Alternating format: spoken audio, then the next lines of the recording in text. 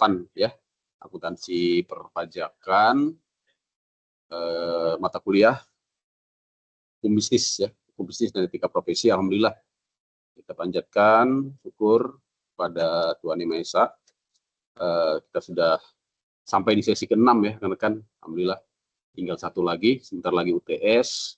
Tidak terasa ya, materi yang akan kita bahas pada kesempatan ini sangat relevan dan penting sekali ya tentang hukum HKI ya. Sebelumnya kita kasih pantun dulu ya untuk membuka acara ini ya. Mentari pagi bersinar cerah, burung berkicau di dahan, burung berkicau di dahan jati. Karya cipta harus dijaga dengan sah. Karya cipta harus dijaga dengan sah agar inovasi tetap dihargai. Oke. Jadi kira-kira itu yang akan kita bahas pada pertemuan itu, terkait dengan bagaimana hukum kekayaan intelektual dalam menjaga ya karya cipta, hak intelektual ya, kekayaan intelektual dijaga dengan sah. Untuk apa? Agar inovasi tetap berkembang dan dihargai. Ya rekan-rekan ya. Pada kesempatan ini kelompok yang akan presentasi sudah siap ya. Kayaknya sudah siap semua nih, sudah ceria semua wajahnya. Silakan ya, perkenalkan diri, ya, tampilkan penampilan terbaik karena akan disaksikan oleh seluruh pemirsa Tech Center Unpad nanti ya kalau sudah kita tayangkan. Kemudian seperti biasa aktivitas partisipasi ya menjadi catatan ya, selain nilai UTS nanti ya dan UAS tentunya yang saya kira akan menjadi pembeda nanti dari segi partisipasi ya, karena saya lihat jawaban rekan-rekan sudah bagus-bagus semua baik di kuis ya ataupun nanti di sesi UTS ya. Nanti terakhir tentunya saya kasih kuis. Terima kasih, saya kira itu pembukaan dari saya. Silakan rekan-rekan. Anjeli ya, Anjeli siapa nih, Nabila ya, Vina ya, kemudian Sylvia ya, dan Marcelia ya. Oke, silakan saya serahkan waktu dan layar ya, mic kepada kelompok penyaji. Oke, baik Pak, terima kasih. Sebelumnya suara saya terdengar Pak? Jelas, bagus. Oke. Selamat sore teman-teman dan juga selamat sore Bapak dan juga teman-teman. Izinkan kami dari kelompok 6 untuk mempresentasikan materi untuk sore hari ini. Namun sebelum itu, saya punya pantun ya Pak. Nanti kalau misalnya bisa, nanti diresponnya dengan cakep gitu. Oke. Hari Minggu pergi ke pantai. Cakep. Pantai melihat cumi-cumi. Salam sapa dari kelompok kami. Kepada teman-teman dan juga Bapak yang ada di Zoom ini. Mantap. Luar biasa. Baik, sekarang kita akan masuk ke materinya bagi Ceta untuk berbagi layar. Terima kasih.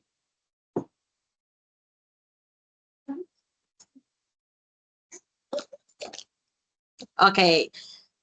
Sudah terlihat Kak PowerPoint atau materi yang kami share, teman-teman dan juga Bapak? Ya, jelas. Oke, terima kasih. Baik, pada sore hari ini kita akan membahas terkait materi hukum kekayaan intelektual. Namun sebelum itu, saya akan memperkenalkan teman-teman saya dari kelompok 6. Baik, lanjut ke slide berikutnya. Oke, anggota kelompok kami itu ada Asila, Marcelia, ada Ceta, Nabila, Sylvia, Vina, dan juga saya, Anjeli. Dan sekarang kita akan masuk ke penjelasan terkait apa itu hukum kekayaan intelektual. Jadi, hukum kekayaan intelektual ini terbagi menjadi 3 kata, yaitu kata hukum, kata kekayaan, dan juga intelektual. Kalau hukum sendiri itu dimaksud dengan aturan atau norma yang mengatur perilaku masyarakat yang memiliki sanksi jika hukuman tersebut dilanggar gitu. Kemudian kekayaan yaitu segala sesuatu yang bernilai atau dimiliki baik berupa benda fisik maupun non fisik. Kemudian kata intelektual artinya hal yang berkaitan dengan kemampuan berpikir, pengetahuan, atau hasil olah pikiran manusia. Jadi kalau dibilang hukum kekayaan intelektual adalah sistem perlindungan hukum untuk hasil karya intelektual manusia seperti karya seni, sastra, penemuan desain, merek, dagang, guna melindungi pemiliknya agar dapat menikmati hasil kerja mereka secara ekonomis dan mencegah pihak lain untuk menggunakannya tanpa izin. Kemudian, hukum kekayaan intelektual ini juga itu ada dasar hukumnya gitu. Jadi tidak sembarangan orang bisa memakai, misalnya ada pembuatan logo, desain gitu, tidak sembarangan orang bisa menggunakannya karena ada dasar hukum juga yang mengikat hal tersebut sehingga menjaga hak kepatenan dari karya setiap orang yang ada gitu. Dasar hukumnya itu ada teratur di dalam, next slide.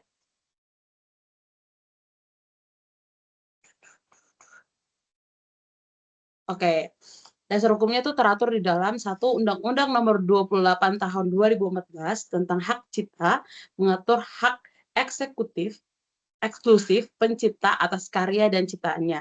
Yang kedua, Undang-Undang Nomor 20 Tahun 2016 tentang merek dan indikasi geografis, yang mana mengatur perlindungan merek dan indikasi geografis sebagai penanda barang atau jasa.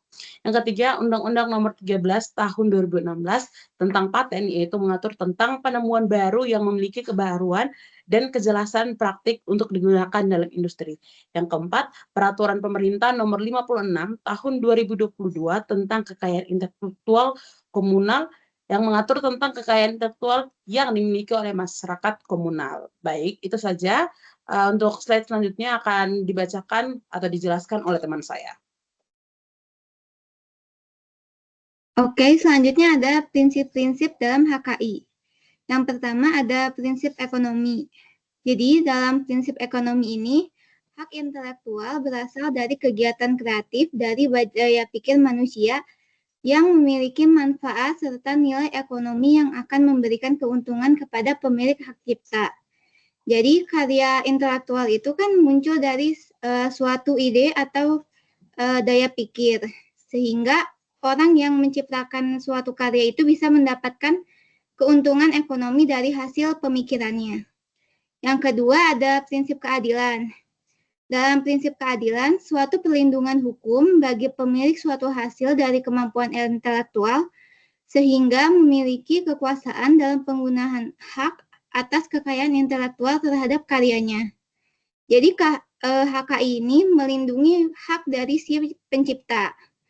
Jadi orang lain itu nggak bisa sembarangan memakai atau mengakui suatu karya. Next.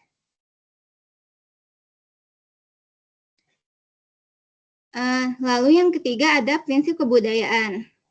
Dalam prinsip kebudayaan ini, pengembangan dari ilmu pengetahuan, sastra, dan seni guna meningkatkan taraf hidup kehidupan serta akan memberikan keuntungan bagi masyarakat, bangsa, dan negara.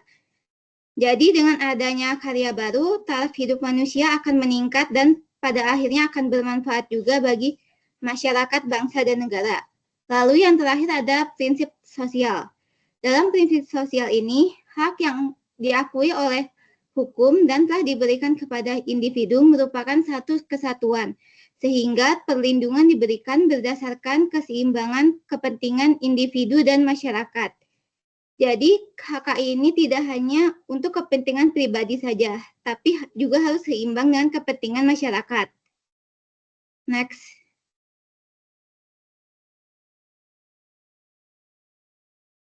Selanjutnya akan dijelaskan oleh rekan saya.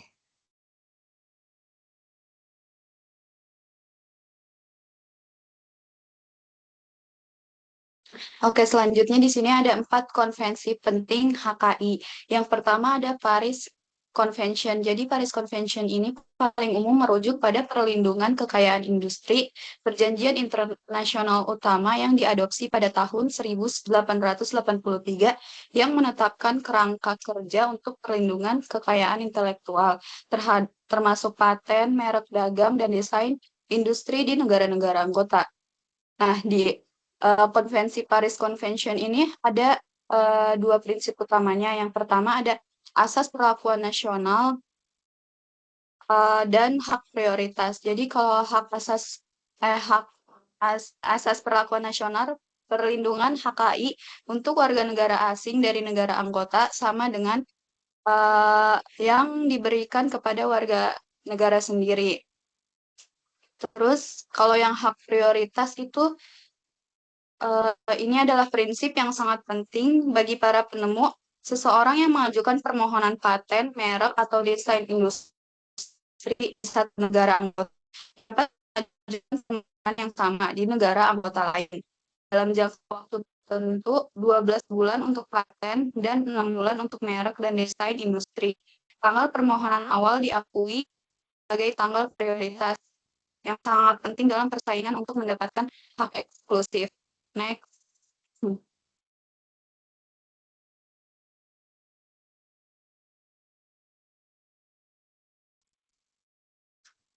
Next.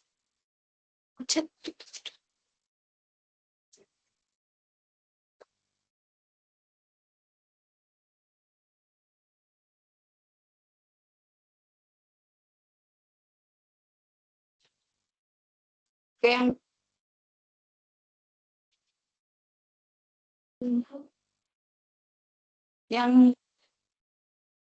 yang kedua, saya tak maaf. Ini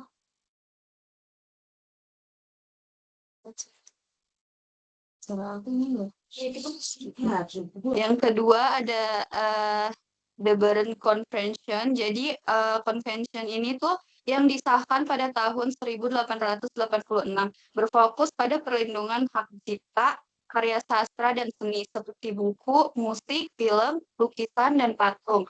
Konvensi ini menetapkan prinsip-prinsip dasar penting dalam hukum hak cipta internasional. Di The Berne Convention ini ada 3 prinsip dasar utamanya, yaitu yang pertama ada national treatment, yang itu mirip dengan Konvensi Paris, karya yang dibuat oleh warga negara dari satu negara anggota akan dapat perlindungan yang sama di negara anggota lainnya. Yang kedua ada automatic protection. Jadi perlindungan hak cipta diberikan secara otomatis tanpa memerlukan formalitas pendaftaran. Begitu sebuah karya diciptakan, hak ciptanya langsung melekat pada penciptanya. Ini disebut juga dengan prinsip formalisasi. Yang ketiga ada independent of protection. Jadi artinya perlindungan hukum terhadap sebuah karya cipta di suatu negara anggota konvensi tidak bergantung pada apakah karya tersebut dilindungi di negara asalnya atau tidak. Oke, selanjutnya yaitu yang ketiga ada TRIPS Agreement. Jadi perjanjian ini adalah bagian dari perjanjian pendirian Organisasi Perdagangan Dunia WTO. Jadi perjanjian TRIPS ini menetapkan standar minimal perlindungan HKI yang harus dipatuhi oleh semua negara anggota WTO. Selain perjanjian ini juga memuat 2 prinsip penting. Yang pertama ada national treatment, sama kayak yang udah dijelaskan di awal, pasal 3 ayat 1, negara anggota tidak dapat memberikan perlakuan yang menguntungkan kepada warga negaranya dan membedakan perlakuan terhadap warga negara dari anggota WTO lainnya. Nah, yang kedua ada most favorite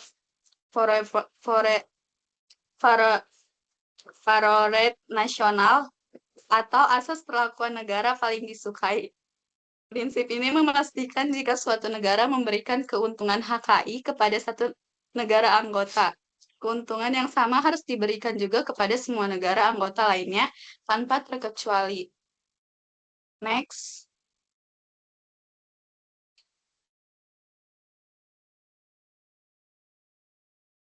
Yang keempat ada Patent Cooperation Treaty atau PCT. Jadi perjanjian ini menyederhanakan proses pengajuan paten global daripada harus mengajukan permohonan terpisah di setiap negara.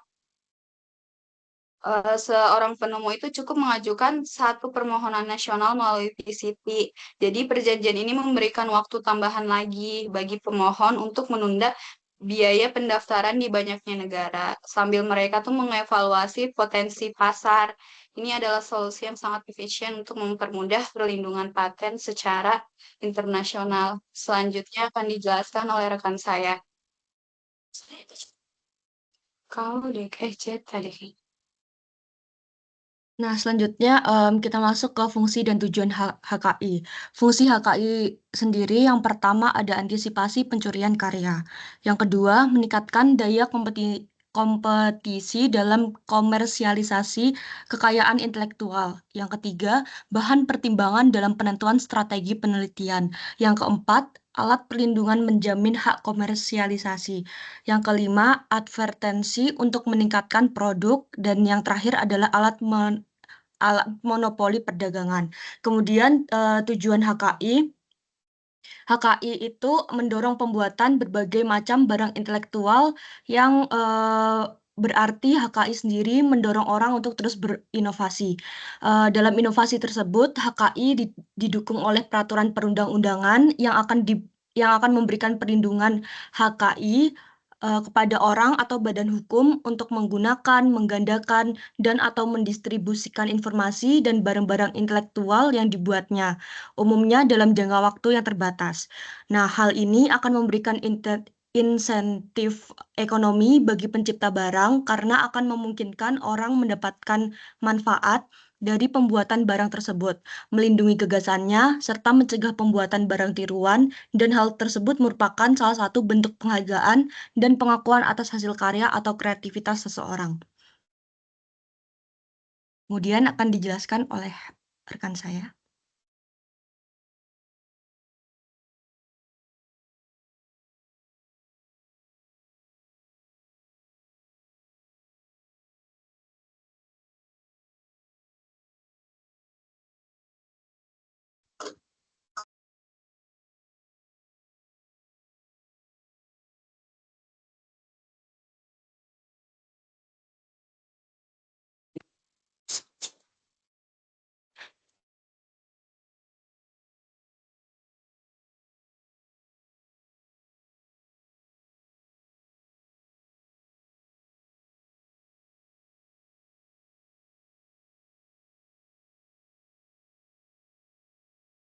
Baik, selanjutnya ada ruang lingkup hak kekayaan intelektual. Pada garis besarnya, ruang lingkup hak kekayaan intelektual dibagi menjadi dua, yaitu hak cipta dan hak kekayaan industri. Yang pertama ada hak cipta. Hak cipta adalah hak eksklusif pencipta yang dihasilkan secara otomatis menurut asas deklaratif setelah ciptaan diwujudkan dalam bentuk nyata, dengan tidak mengurangi batasan-batasan yang ditetapkan oleh peraturan perundang-undangan. Mengenai hak cipta, hal ini diatur dalam Undang-Undang Nomor 28 Tahun 2014. Ruang lingkup perlindungan hak cipta meliputi 1. Pamflet, program komputer, layout, buku, karya tulis. Yang kedua, kuliah, pidato, ceramah, dan sejenis dengan itu. Yang ketiga, ilmu pengetahuan dan alat peraga pendidikan. Yang keempat, musik, lagu dengan atau tanpa teks. Yang kelima, tari, koreografi, pewayangan, pantomim, dan drama. Yang keenam, seni rupa seperti seni gambar, seni ukir, seni kaligrafi, seni pahat, seni patung, kolase, lukis, dan seni terapan.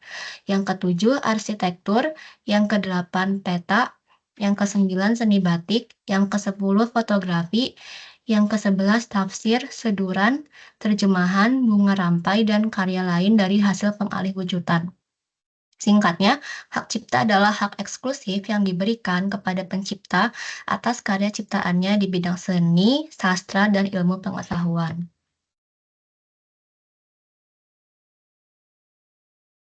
Yang kedua, ada hak kekayaan industri yang terdiri dari pertama, hak paten.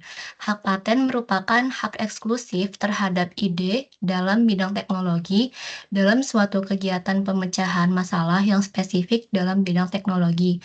Bisa berupa proses atau penyempurnaan atau produk dan pengembangan proses atau produk atau yang sering disebut sebagai invensi atau pencipta. Pemilik hak paten disebut sebagai inventor atau orang yang mempunyai invensi. Paten diatur dalam Undang-Undang Nomor 13 Tahun 2016 tentang paten. Supaya sebuah invensi bisa dipatenkan, wajib memenuhi syarat substantif, yaitu yang pertama baru, artinya belum diterbitkan di dalam media apapun, baik secara internasional maupun nasional. Yang kedua, mengandung langkah inventif, yaitu mempunyai langkah yang tidak terduga pada orang-orang yang mempunyai keahlian dalam bidang tersebut. Yang ketiga, bisa digunakan secara industri, artinya bisa dilakukan secara berulang-ulang dengan menghasilkan fungsi yang konsisten tidak berubah-ubah. Invensi yang tidak bisa dipatenkan adalah 1. Pengumuman atau pelaksanaan atau penggunaan bertentangan dengan peraturan perundang-undangan. Yang kedua, metode pengobatan, perawatan, pemeriksaan, dan lainnya dalam bidang kesehatan. Yang ketiga, teori dan metode di bidang ilmu pengetahuan. Yang keempat, proses biologis yang esensial untuk hewan dan tanaman. Singkatnya, hak paten adalah hak eksklusif atas invensi di bidang teknologi yang memberikan solusi teknis atas suatu permasalahan.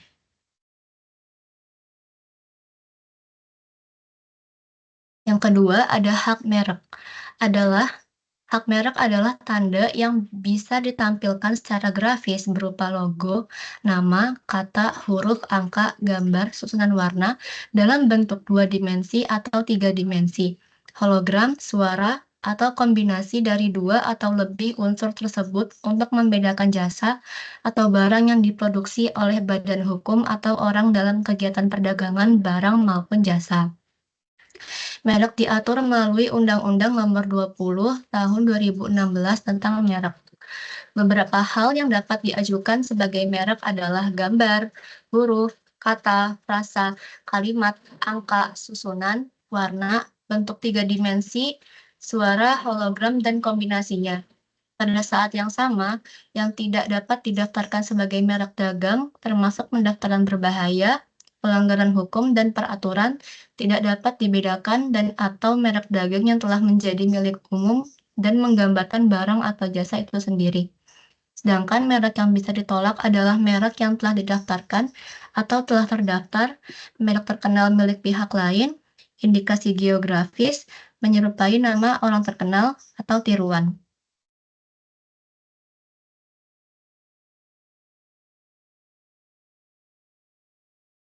Yang ketiga ada desain industri.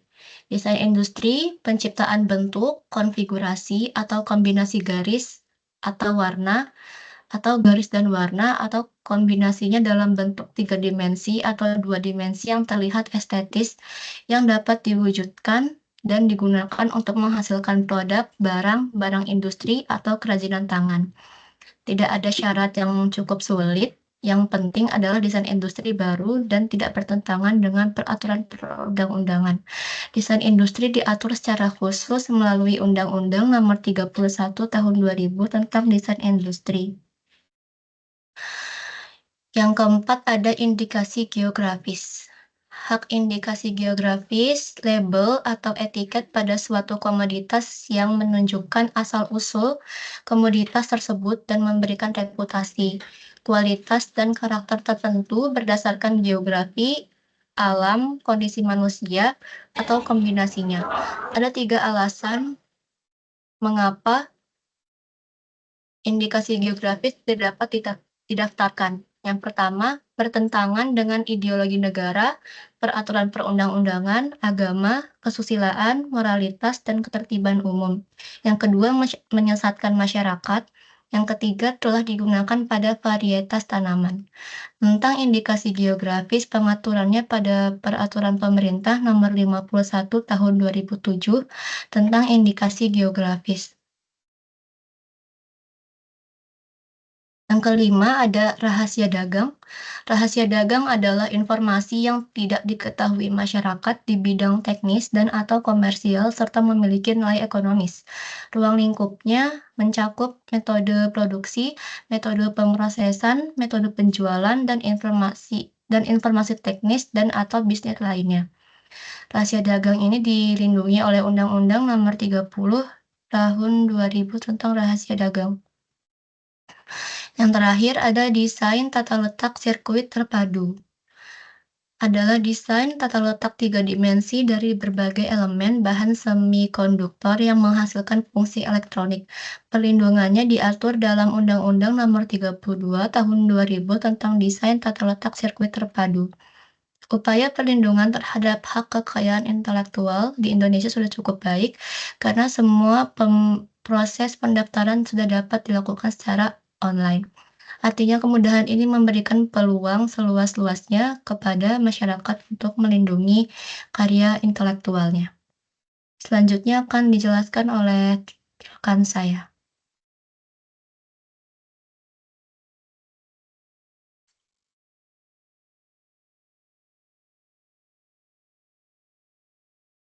Beberapa manfaat dari HKI atau hukum kekayaan intelektual. Yang pertama yaitu untuk mendorong inovasi dan kreativitas.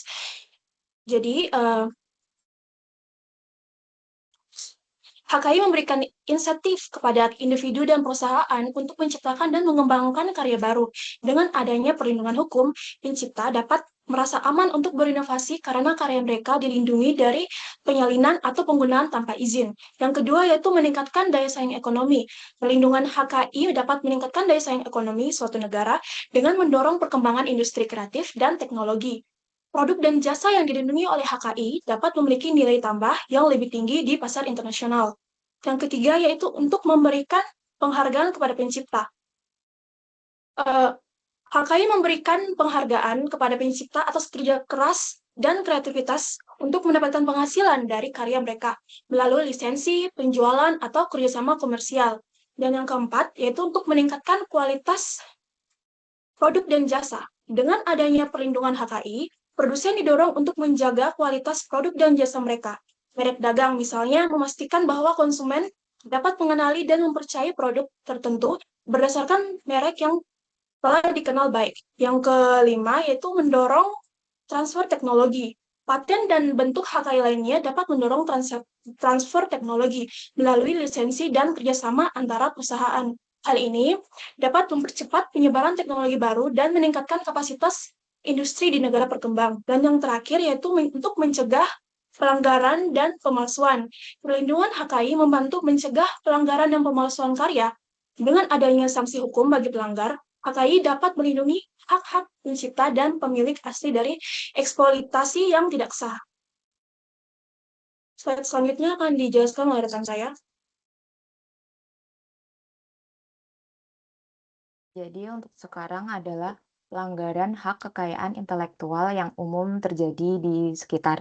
Contoh pelanggaran yang pertama itu ada pembajakan atau piracy. Nah, contoh piracy itu sendiri tuh dari data pembajakan industri musik. Di tahun 2001 jumlah pembajakan sudah mendekati angka 600%.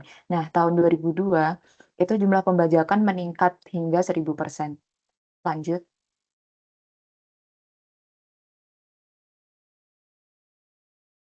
Lalu contoh pelanggaran yang kedua adalah hak cipta kurang dilindungi serta dihargai. Contohnya yang pertama itu ada kasus lagu Lilin-Lilin Kecil ciptaan James F. Sunda yang dipopulerkan oleh Chrisye. Nah, itu tuh contoh sistem kontrak yang tidak menghargai hak kekayaan intelektual. Terus yang kedua itu ada juga lagu yang diputar di tempat-tempat karaoke. Lalu yang ketiga, penghargaan nilai royalti mechanical right di Indonesia itu hanya 2,7% sampai 5,4%, yang sangat rendah dari PPD atau Price Publishing to Dealer. Lanjut. Lalu untuk contoh pelanggaran yang selanjutnya itu ada illegal copy atau asli tapi palsu. Nah, 3 jenis kaset atau CD bajakan di sini itu ada yang pertama simple piracy atau tindakan menyalin mendistribusikan materi berhak cipta seperti perangkat lunak, musik, atau film tanpa izin dari pemiliknya, seringkali untuk keuntungan komersial pribadi. Lalu yang kedua ada bootlegs atau barang atau konten seperti musik, film, perangkat lunak, atau merchandise yang diproduksi, didistribusikan, atau dijual secara ilegal tanpa izin dan hak cipta dari pemilik aslinya.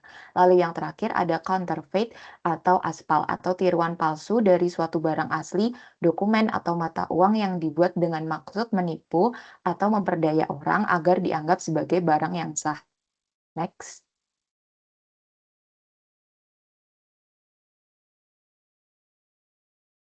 Nah, dampak dari pelanggaran hak yang udah aku sebutin tadi di Indonesia itu ada 3. Jadi yang pertama, terganggunya hubungan ekonomi dan perdagangan antar negara. Lalu ada tekanan-tekanan yang dilakukan oleh pihak asing melalui jalur diplomatik. Dan yang terakhir, ada terpuruknya citra dan kredibilitas Indonesia di tingkat internasional. Lanjut.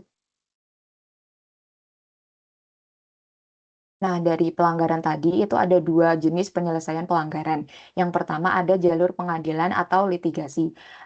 Dasar hukum dari litigasi ini adalah Undang-Undang Hak Cipta UU Nomor 28 Tahun 2014 yang menyatakan penyelesaian sengketa melalui APS, arbitrase atau pengadilan. Nah, kewenangan jalur pengadilan atau litigasi ini sendiri itu sengketa hak cipta dan hak terkait dalam kasus pembajakan harus menempuh mediasi terlebih dahulu sebelum tuntutan pidana diajukan. Sedangkan untuk prosesnya, pihak yang merasa haknya dilanggar mengajukan gugatan ke pengadilan niaga untuk kasus hak cipta, paten, merek, dan indikasi geografis atau ke pengadilan negeri untuk pelanggaran rahasia dagang. Next.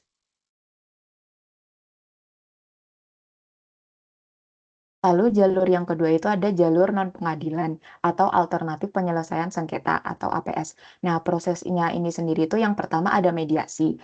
Adalah proses negosiasi dengan bantuan mediator netral untuk mencapai kesepakatan. Lalu yang kedua ada negosiasi, musyawarah langsung antara para pihak yang bersengketa tanpa bantuan pihak ketiga. Lalu yang ketiga ada konsiliasi. Ini mirip mediasi, namun konsiliator dapat memberikan rekomendasi solusi. Lalu yang terakhir adalah penilaian ahli, melibatkan ahli profesional untuk memberikan pendapat mengenai sengketa yang terjadi. Next.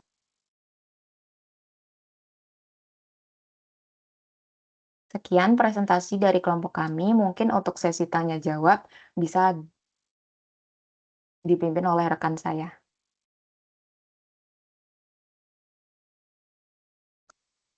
Oke, baik. Terima kasih teman-teman sekalian. Mungkin itu sekian pemaparan materi dari kelompok kami. Bagi teman-teman yang ingin bertanya, kami membuka sesi tanya jawabnya. Terima kasih.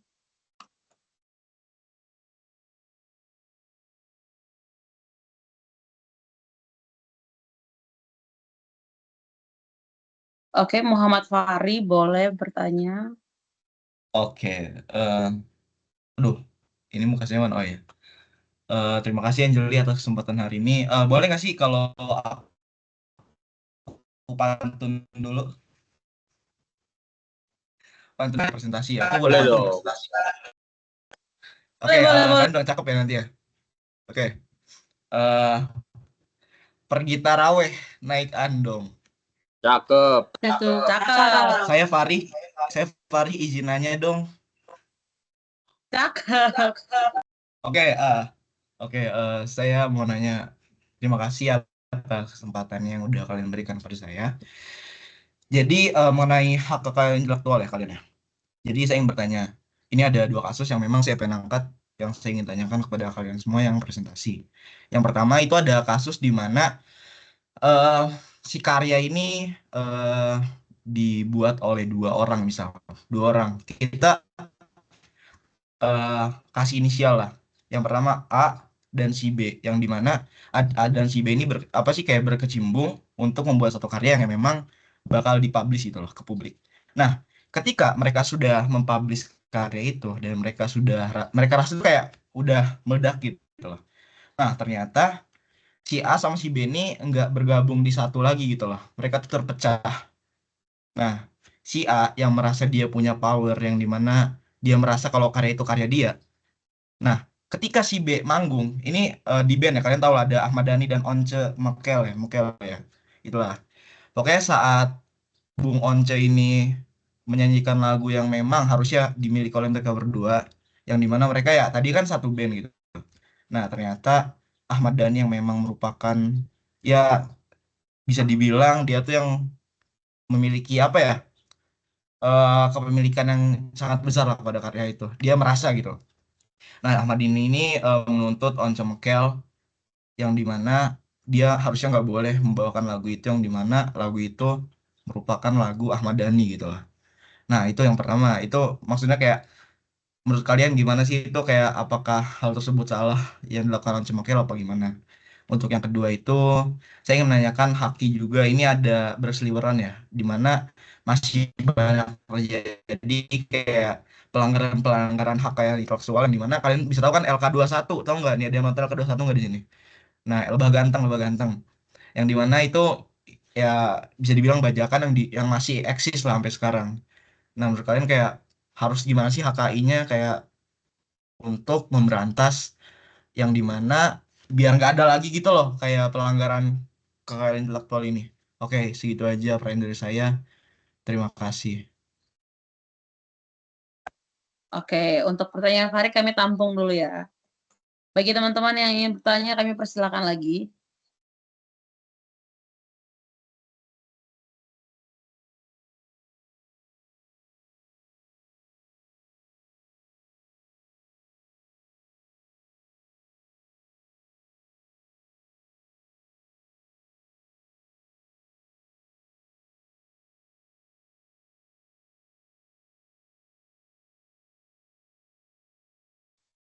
Oke, Dea silakan bertanya.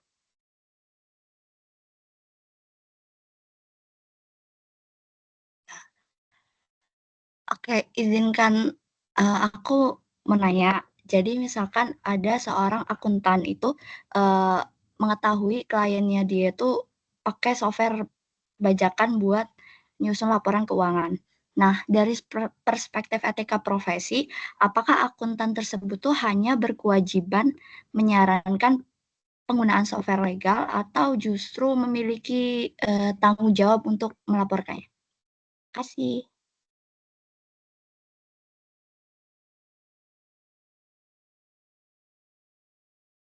Makasih Dea. Baik, selanjutnya Kire boleh, Kire silakan. Untuk pertanyaan Dea ditampung dulu ya.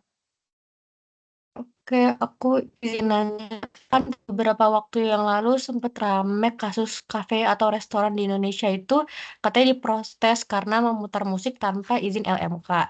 Nah, apakah kewajiban bayar royalti untuk tiap pemutaran musik di ruang publik itu emang udah sejalan dengan prinsip perlindungan hak cipta atau justru sebaliknya malah membebani pelaku buat UMKM gitu yang memutar musik? Terima kasih. Oke, makasih Kire. Pertanyaan Kire tampung lagi ya. Buat Sofia, silakan bertanya. Teman-teman kan banyak kasus pelanggaran hak itu kayak pembajakan film, musik, atau bahkan merek gitu. Terus pas masuk ke proses hukumnya seringnya tuh lama terus ribet banget penyelesaiannya. Menurut kalian masalah utamanya tuh sebenarnya ada di mana? Di aturan hukum yang kurang jelas, aparat yang kurang tegas, atau kesadaran masyarakat yang masih minim? Terima kasih. Oke, sama-sama Sofia.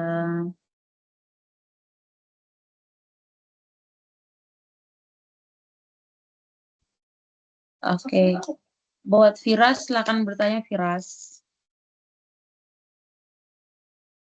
Oke, terima kasih. Suaraku kedengaran jelas nggak? Kedengaran. Oke. Terima kasih buat teman-teman yang sudah mempresentasikan hasilnya. Nah, aku ingin nanya nih, misalnya kan kalian pasti tahu kopi kenangan ya, kayak misalnya ada outlet kopi kenangan yang punya brand kopi kenangan. Nah, jadi si kopi kenangan ini kan suatu perusahaan ataupun suatu tempat yang menjual kopi siap minum gitu kan, kayak yang seperti kita tahu bersama. Nah, ternyata mungkin ada misalnya aku mau buat perusahaan baru namanya itu misalnya Kenangan Mantan. Nah, jadi kan di situ ada persamaan nama yang berasal dari kata kenangan. Jadi kayak ada kopi kenangan dan ada kenangan mantan. Nah, pertanyaan aku adalah, apakah si kata kenangan ini dalam merek kopi kenangan dan kenangan mantan termasuk pelanggaran merek yang cukup serius? Dan kemudian juga, apakah dan sejauh mana sih misalnya haki ini dijalankan ketika kata-kata umum ini diberikan kepada merek-merek dagang lain misalnya. Terus juga mungkin pertanyaan berikutnya adalah menurut kalian pribadi, apakah haki di Indonesia ini sudah cukup oke atau gimana? Oke, mungkin pertanyaan aku. Sekian, terima kasih teman-teman. Oke, makasih juga Firas.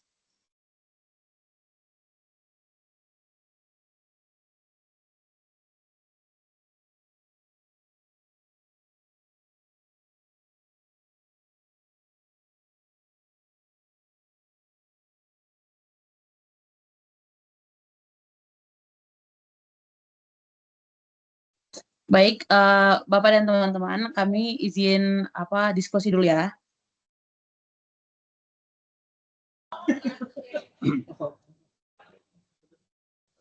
Bagus pertanyaannya tadi sudah ada 5 ya penanya, saya catat.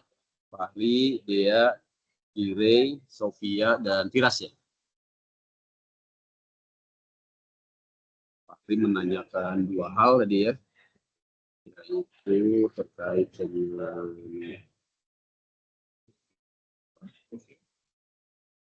LK21 ya.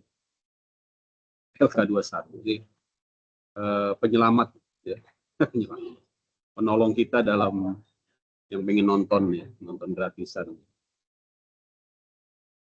Kemudian bagaimana kalau karya yang dibuat secara join ya, join kolaboratif atau join work oleh 2 orang misalnya ya. Kemudian pada perkembangannya yang satu mengklaim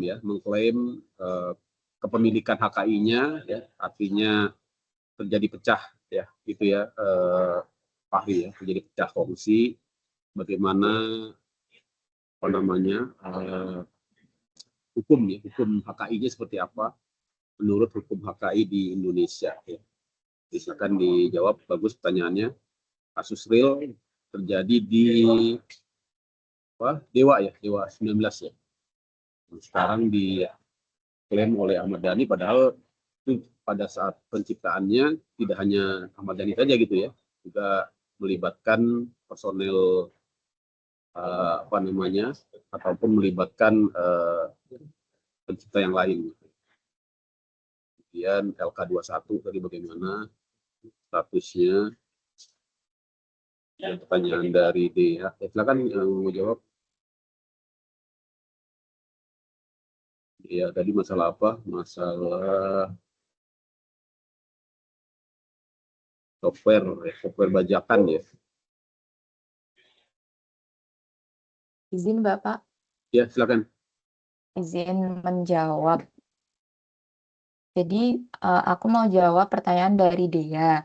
Dia tadi kan tanya kayak apa sih peran akuntan gitu kalau ada misal kliennya tuh pakai software bajakan. Nah, di sini itu pendapat aku akuntan itu wajib menggunakan software berlisensi resmi. Jadi itu tuh sebagai bentuk penghormatan terhadap HKI itu sendiri sama menjalankan kode etik dia sebagai akuntan. Nah, kenapa gitu? Karena penggunaan software bajakan itu beresiko hukum dan profesional yang serius, sehingga akuntan itu harus jadi contoh kepatuhan hukum sehingga reputasinya bisa terjaga. Nah, karena si akuntan ini menjadi contoh, jadi itu ibaratnya dia juga harus memberitahu kepada kliennya kalau misal si softwarenya itu harus berlisensi resmi. Gitu sih. Apakah menjawab dia? Menjawab, makasih Sylvie. Masalah software bajakan ini ya. Jadi tentunya ada pelanggaran hak cipta di situ ya. Pelanggaran hak cipta kait dengan software diatur di Undang-Undang Hak Cipta ya, Undang-Undang Nomor 28 tahun 2014 kan. Itu ada pidana di situ ya, penjara, ada juga denda ya. Seorang akuntan tentunya dia memiliki tanggung jawab etis, tadi sudah dijelaskan. 16, 5. Tanggung jawab etis dan profesional ya, agar pelaporan keuangan dan juga sistem akuntansinya ya berjalan secara bermoral dan etis dan etis tadi ya katakan. Nah, kalau si akuntan ini tahu, ya, maka dia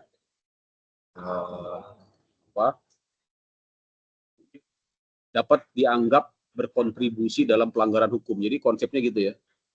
Jadi dalam hukum itu ada yang namanya delik. Delik itu pidana ya, pidana delik pembiaran ya. Pembiaran ini ketika seorang mengetahui terjadi tindak pidana, kemudian dia membiarkan. Nah, dia masuk ke dalam orang yang ikut serta ya. Masuk ke dalam orang yang ikut serta, yaitu membiarkan. Membiarkan ini bagian dari pidana juga. Tidak hanya di bidang hak kekayaan intelektual, di semua bidang ya. Misalnya pidana korupsi, ya. Kalau kita mengetahui ada korupsi, kita membiarkan, nah kita bisa juga dianggap sebagai pihak yang turut serta. Artinya membiarkan ini dipersamakan dengan membantu gitu ya, membantu ya, karena memberikan kesempatan gitu ya rekan-rekan. Jadi konsep berpikirnya seperti itu. Bagus tadi jawabannya. Silakan pertanyaan yang lain masih banyak ini. Fahri belum terjawab, ada 2. Kire. Baik, Bapak dan teman-teman, saya izin menjawab pertanyaan dari Farih yang untuk kasus pertama yang tadi yang 2 orang membuat karya, terus gimana kalau misal di tengah jalan tidak berjalan berdampingan kembali dan salah satu mengakui kepemilikan karya tersebut.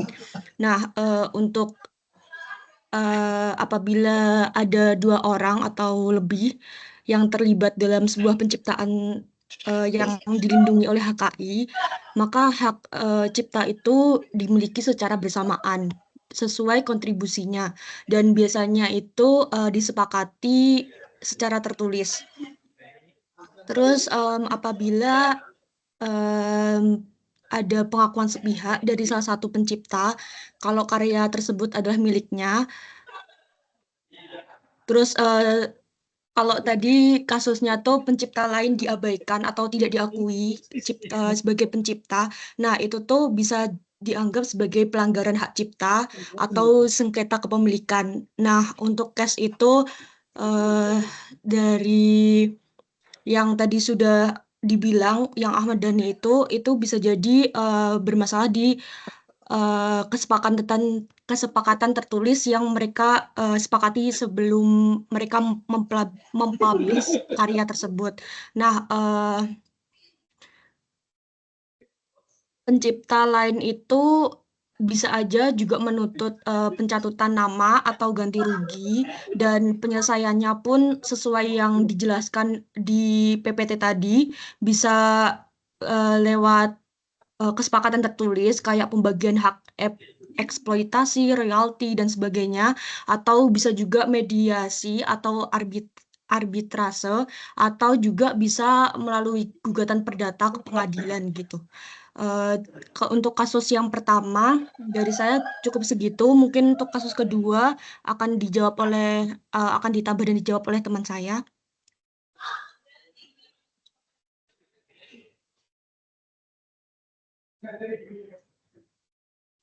Selanjutnya, untuk kasus yang kedua, izin menjawab pertanyaan kasus kedua dari Farih yang tadi, bagaimana cara mengatasinya pembajakan yang LK21 kalau nggak salah ya. Nah, kalau itu misalnya kayak penegakan hukumnya tuh lebih diperketat aja. Jadi pemerintah itu harus terus-menerus memblokir situs-situs ilegal dan menindak tegas pelakunya kerjasama dengan pihak internasional.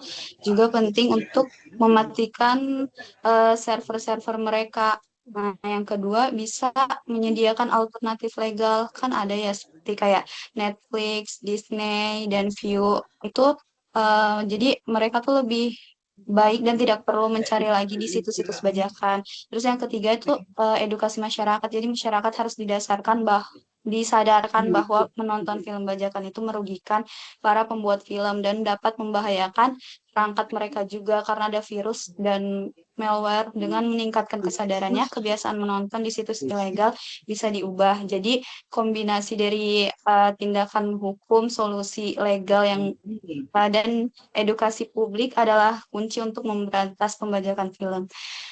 Apakah cukup, Farih? Cukup.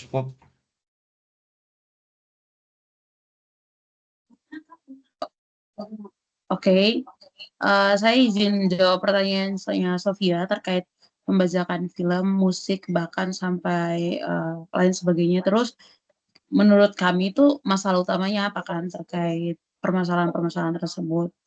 Kalau di peraturannya tuh sudah jelas di Undang-Undang Hak Cipta Nomor 28 tahun 2014 itu sebenarnya peraturan ini udah jelas menjelaskan terkait hak cipta ini.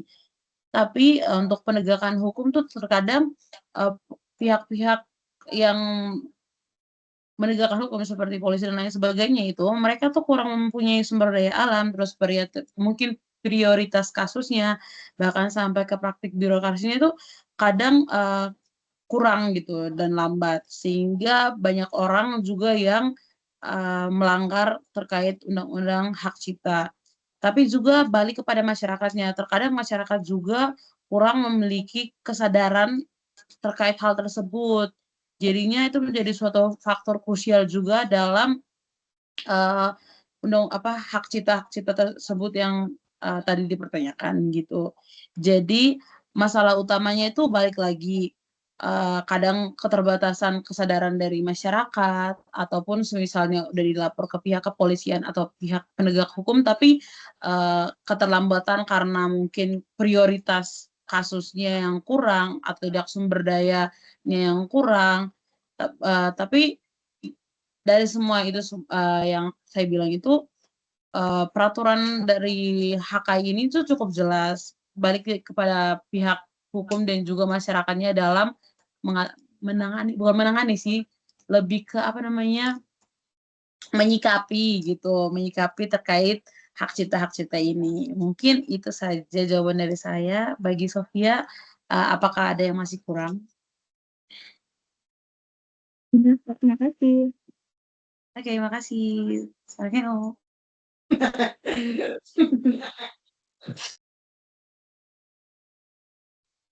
Selanjutnya, saya akan menjawab pertanyaan dari Firas yang tadi menanyakan tentang bagaimana sih perlakuan hukum kekayaan intelektual pada merek kenangan mantan dan kopi kenangan.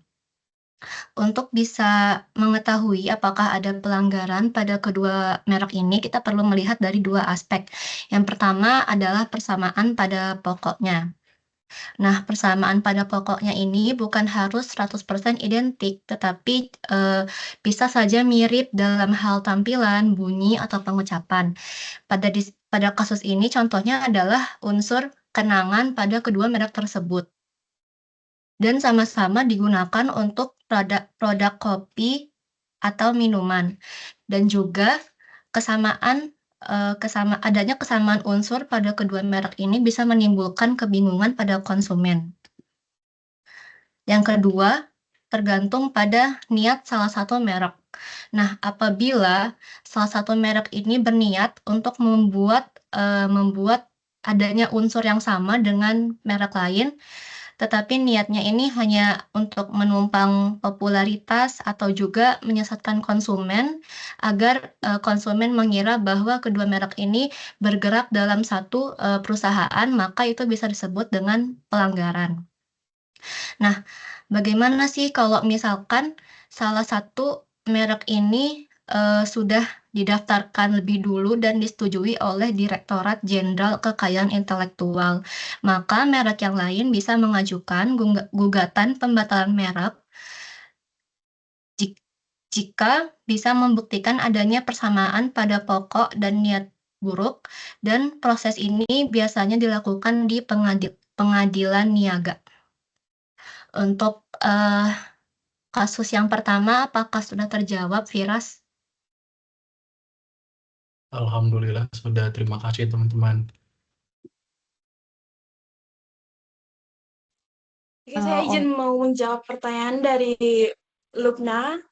Tadi dikirimkan ke kita, apa tantangan yang mungkin muncul dalam penerapan automatic protection di berbagai negara anggota?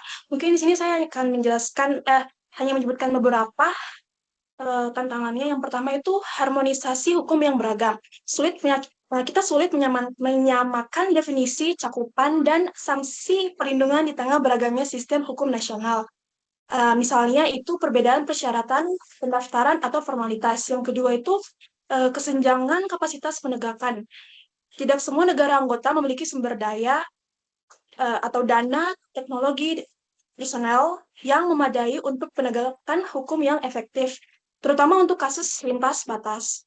Yang ketiganya itu untuk laju kembangan teknologi. Regulasi seringkali ketinggalan dari teknologi baru seperti AI, blockchain, yang membuat pelacakan dan penuntutan pelanggaran digital menjadi kompleks dan anonim. Yang terakhir itu komitmen politik dan kesadaran. Adanya perbedaan kemauan politik dan kurangnya kesadaran publik menghambat kepatuhan dan implementasi standar perlindungan yang beragam. Apakah sudah cukup, Luknya? Cukup, terima kasih banyak. Sama-sama. Oke, aku mau lanjutin dari pertanyaan Firas. Tadi kan ada 2 kasus. Jadi kasus yang kedua itu Firas tanya, apakah HKI itu udah berlaku di Indonesia tuh udah oke atau udah efektif belum? Nah, menurut kami sendiri itu HKI di Indonesia tuh berlakunya belum sepenuhnya efektif. Karena yang pertama tuh karena menghadapi tantangan era digital juga kan, seperti yang kasus yang ditanyakan tadi yang LK21 itu juga karena era digital juga. Jadi kayak pemerintah tuh sebenarnya udah merancang gimana sih penguatan inovasinya gitu, tapi pada kenyataannya tuh belum sepenuhnya efektif di Indonesia ini. Menurut kami begitu, apakah terjawab, Firas? Oke, terjawab. Terima kasih teman-teman.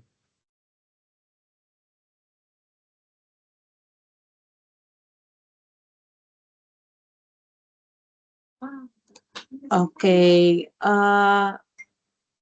saya mau bertanya apakah teman-teman yang tadi udah bertanya, semua pertanyaannya udah dijawab oleh kami?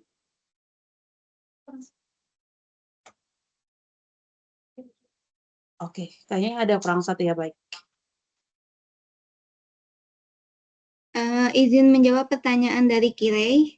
Jadi pertanyaannya itu, bagaimana dampak royalti musik di kafe terhadap penyanyi dan pelaku UMKM? Dilihat dari sisi penyanyi, royalti memberikan hak ekonomi bagi penyanyi dan pencipta lagu karena mereka menerima pembayaran atas penggunaan karya mereka.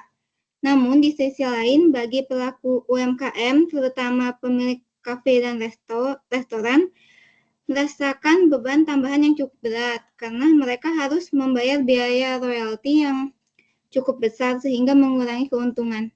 Apakah cukup menjawab?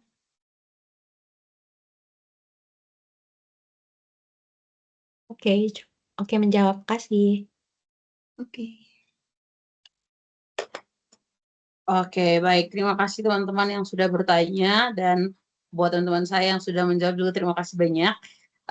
Saya masih membuka ruang pertanyaan. Ketika ada yang mau bertanya lagi, kami persilakan. Terima kasih.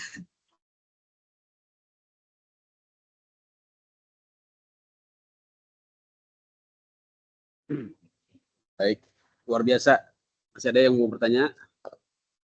Terima kasih ya. Saya sampaikan apresiasi yang tinggi-tingginya pada kelompok yang sudah mempresentasikan materi tentang hak kekayaan intelektual hari ini. Penyampaiannya sangat informatif ya, sistematis dan mampu mengaitkan teori dan praktek yang relevan di dunia bisnis dan hukum. Saya sangat menghargai usaha kalian ya dalam menggali kasus-kasus yang aktual dan juga tadi dalam memberikan jawaban ya. Sangat bagus jawabannya ya. Yang bertanya juga luar biasa pertanyaannya ya. Beli kopi di warung sebelah, diminum hangat bikin cerah ya. Yuk bahas HKI dengan santai dan ramah biar ilmu nempel bukan cuma lewatlah. Jadi sudah kita bahas ya. Saya sedikit ulas tadi pertanyaan-pertanyaannya luar biasa ya. Dari dia ya bertanya tentang apa dari Fahri ya. Fahri dulu ya. Tadi sudah dijawab juga tentang status karya kolaboratif ya. Jadi maka hak ciptanya dimiliki secara bersama. Jadi benar sudah dijawab. Nah, namun harus ada perjanjian tertulis. Nah, itu sangat penting ya sebagai dasar hukum ya dari kepemilikan bersama. Nah, itu yang mungkin terlewat ya oleh kasusnya Dewa 19 tadi ya, mungkin pada saat pendaftaran ya ke hak ciptanya di Direktorat Jenderal Kekayaan Intelektual itu hanya melibatkan satu orang sehingga tidak ada bukti-bukti kepemilikan bersama. Jadi penting tadi perjanjian tertulisnya, di mana perjanjian tertulis ini akan mencantumkan kontribusi masing-masing pihak ya, termasuk pembagian hak ekonomi ya, royaltinya nanti berapa pembagiannya ya, dan juga mekanisme penggunaan dan eksploitasi dari hasil karya tersebut, misalnya lagu gitu ya. Nah, bagaimana solusinya? Tentunya bisa melalui kesepakatan tadi sudah diterangkan juga dengan bagus ya, melalui mekanisme alternatif dispute resolution ya, negosiasi, mediasi ataupun lewat jalur litigasi ya. Litigasi itu artinya bersengketa di pengadilan melalui arbitrase ataupun melalui pengadilan niaga. Nanti biar hakim yang memutuskan gitu ya, agar dicapai keadilan gitu ya. Rekan-rekan ya. Jadi prinsipnya seperti itu, bagus jadi pertanyaan dan jawabannya. Kemudian kasus yang berikutnya LK21 ya, tentunya ini melanggar hak kekayaan intelektual ya, walaupun kita banyak menikmatinya ya, tapi harus hati-hati di sini, terutama dari segi resiko bagi pengguna ya. Kita kan sebagai pengguna ya, ada malware di situ ya, ada pencurian data pribadi ya, dan tentu juga moralitas dan juga kualitas juga tidak sebaik ya Netflix dan yang berbayar tentunya dia. Dan kepuasannya pun beda saya rasa. Kalau bayar gitu lebih puas mungkin nontonnya. Rekan-rekan ya. Berikutnya software bajakan tadi juga sudah dijawab ya. Sudah saya ulas juga, memang akuntan di sini ada tanggung jawab etisnya dan juga bisa terkena pidana pembiaran ya, masuk ke pembiaran atau ikut serta ini ya. Tidak hanya di bidang HKI ya rekan-rekan ya, di semua pidana seperti itu. Jadi prinsipnya seperti itu. Peristiwa pidana itu harus dilaporkan oleh orang yang mengetahui. Kalau dia tidak melaporkan, maka dia dianggap membiarkan, walaupun dia tidak ikut serta, ya, tidak berbuat gitu ya. Tapi dia dianggap ikut serta, walaupun dia tidak berbuat, dia dianggap ikut serta karena dianggap membiarkan. Membiarkan itu artinya seperti memberikan kesempatan gitu ya. Dianggap membantu. Nah, itu yang harus kita waspadai. Nah, kemudian bagaimana dengan kontroversi LMK yang menagih royalti ya ke kafe-kafe, hotel-hotel. Memang ini ada dasarnya ya teman-teman ya, dasarnya di Undang-Undang Hak Cipta ada dasar penagihan royalti ya yang dilakukan oleh LMK ya, Lembaga Manajemen Kolektif ya. Itu memang sah ya dan sesuai dengan hukum ya. Maka di sini usaha-usaha seperti kafe, restoran, ya, pub, bar, distro ya, hotel, penginapan, salon, spa, karaoke, ya, termasuk transportasi umum ya yang memutar hak cipta ya, lagu-lagu ya yang memiliki hak cipta tersebut ya, ini harus membayar royalti, termasuk juga jika diputar dari Spotify ya, YouTube ya, USB ya, tetap wajib membayar royalti. Karena penggunaannya tadi bersifat komersial, intinya di situ ya, bersifat komersial tadi. Maka peran LMKN, Lembaga Manajemen Kolektif Nasional, di sini menghimpun ya dan mendistribusikan royalti. Tapi memang di sini ada kontroversi sehingga tidak didukung ya penegakan hukum oleh LMK ini ya, dan dikritik ya karena sistem penarikannya yang tidak transparan ya. Misalnya kita lihat DPR pun bahkan ya menentang gitu ya, DPR dan DJKI juga menentang karena sistem penarikannya yang tidak transparan, terkesan seperti premanisme ya, seperti pemerasan. Musisi ya seperti Tompi Indra Lesmana menyebut sistem penarikannya tidak jelas, tinggalan zaman ya, menggunakan sistem blanket license yang tidak mencerminkan pemakaian lagu secara akurat. Kemudian distribusinya pun tidak adil ya, distribusi royaltinya dianggap tidak adil ya, karena dikeluhkan oleh para pencipta lagu ya, bagaimana royalti yang diterima sangat kecil ya. Ini ya selalu seperti itu ya, menghukum itu kadang-kadang banyak oknumnya, banyak yang memanfaatkan ya.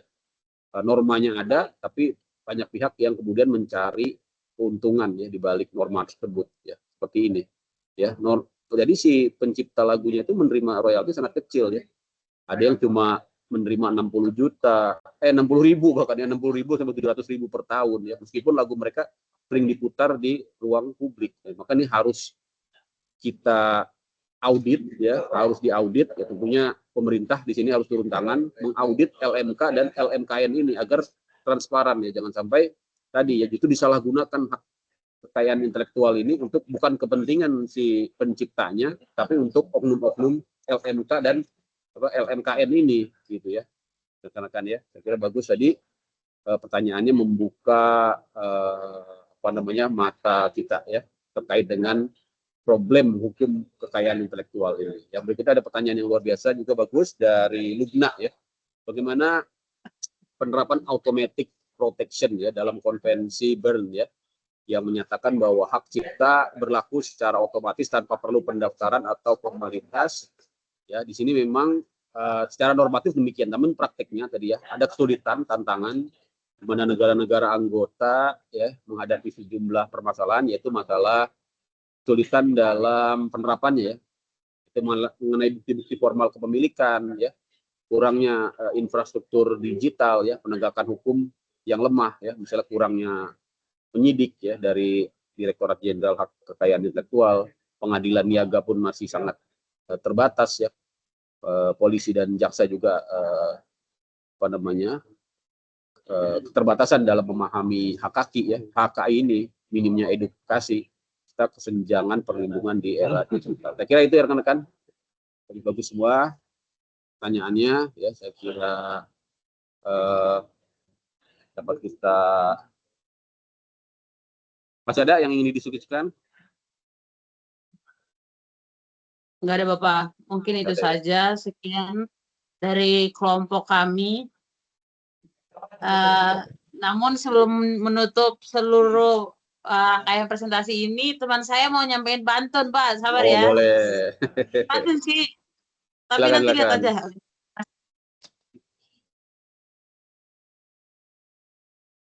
Ada pantunnya? Bukan pantun sih Pak, lebih ke kata-kata buat kita semua. Oh boleh, silakan sampaikan prakatanya dari Pina ya. Ya. Sekian presentasi dari kelompok kami. Jika ada kesalahan, mohon dimaafkan. Jika ada yang sayang, mohon diungkapkan. Ayo Ting Ting makan kepiting. Kenapa tuh Ayu Ting Ting makan kepiting? Ayo Ting Ting makan kepiting. View for everything. Cakep. Ayo Ting Ting makan view for everything. Terima kasih. Baik, terima kasih teman-teman. Luar biasa. Materi hari ini cukup singkat dan padat. Ya. Minum kopi sambil baca berita di kedai kecil dekat terminal. Mari, terima kasih atas diskusi kita. Semoga ilmu HKI makin maksimal. Oke, saya kira cukup. Nanti silakan ditonton lagi di YouTube channel Tech Center. Sebentar lagi akan saya upload ya. Terima kasih untuk rekan-rekan semua. Sampai jumpa. Insya Allah pertemuan terakhir ya, pertemuan ke-7. Habis itu UTS ya. Nanti dikerjakan kuisnya, akan saya share ke ketua kelas ya, Kiri. Terima kasih. Assalamualaikum warahmatullahi wabarakatuh. Selamat sore, sampai jumpa. Waalaikumsalam. Waalaikumsalam warahmatullahi wabarakatuh. Terima kasih Pak Dian buat waktu yang berguna. Terima kasih Bapak. Terima kasih Pak.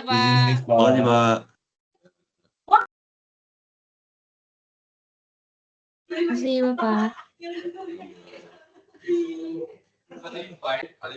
Bapak.